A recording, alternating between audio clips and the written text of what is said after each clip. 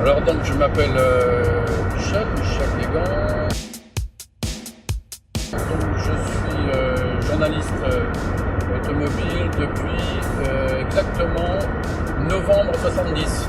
Donc je suis rentré à l'époque à Échappement, magazine de sport automobile, avec la volonté depuis l'âge de 12 ans d'être journaliste automobile. C'était mon rêve de gosse. Et ensuite j'étais rédacteur en chef d'un magazine de moto. Je suis rentré à l'automobile.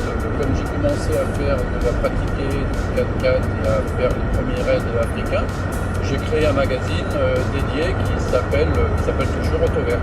Donc un magazine consacré au 4x4, à l'aventure, au rallye raid et toutes ces choses-là. Et j'ai créé un salon également qui s'appelait le Paris Motor Show en 2001.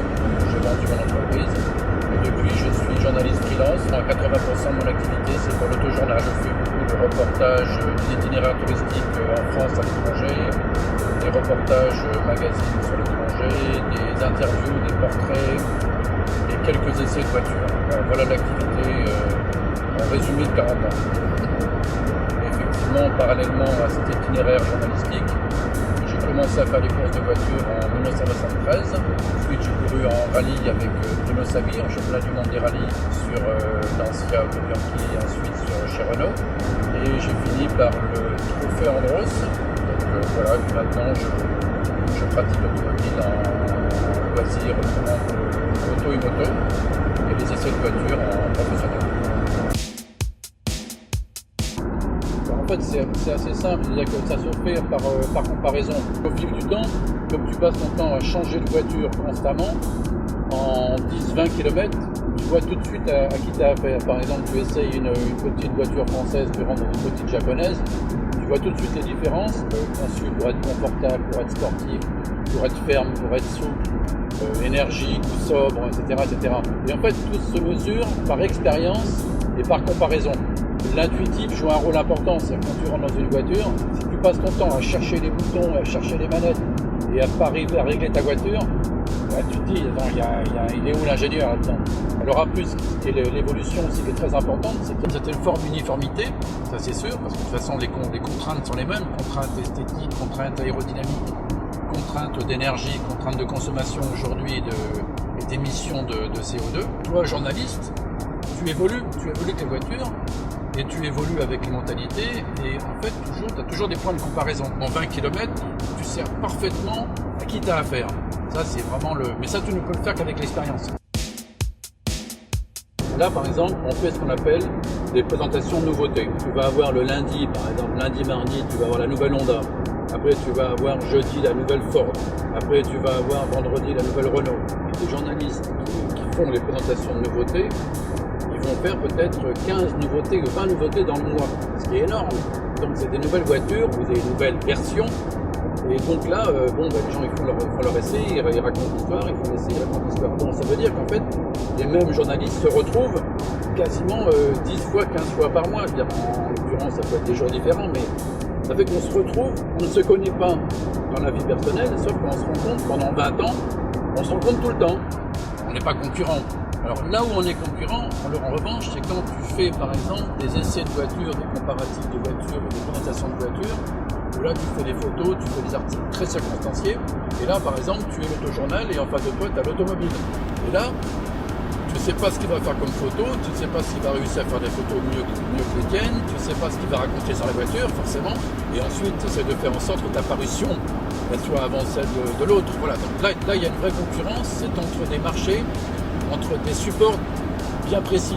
Mais sinon dans les journaux, là je me retrouve par exemple avec des quotidiens, je me retrouve avec des journaux professionnels qui traitent des flottes automobiles.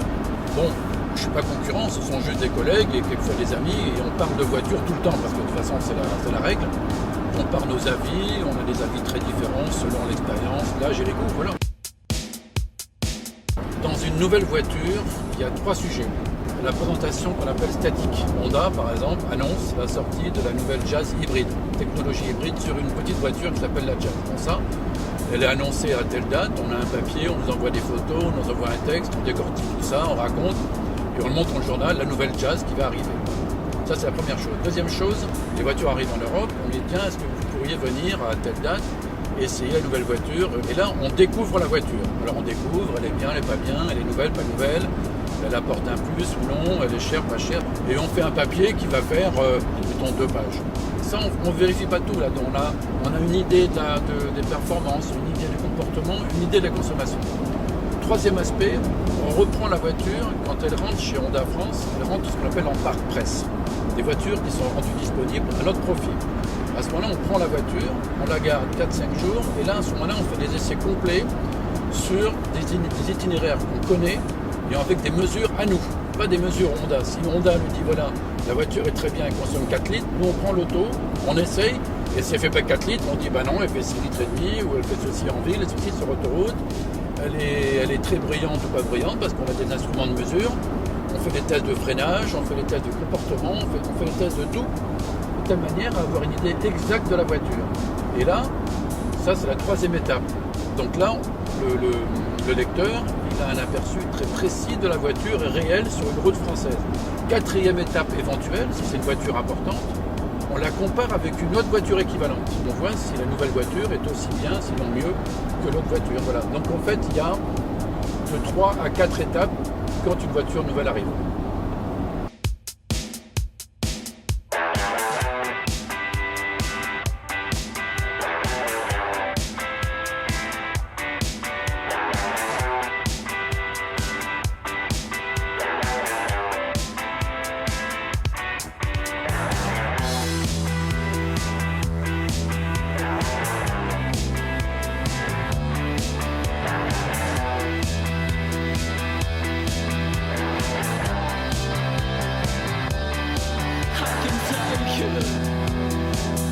I'm a money maker.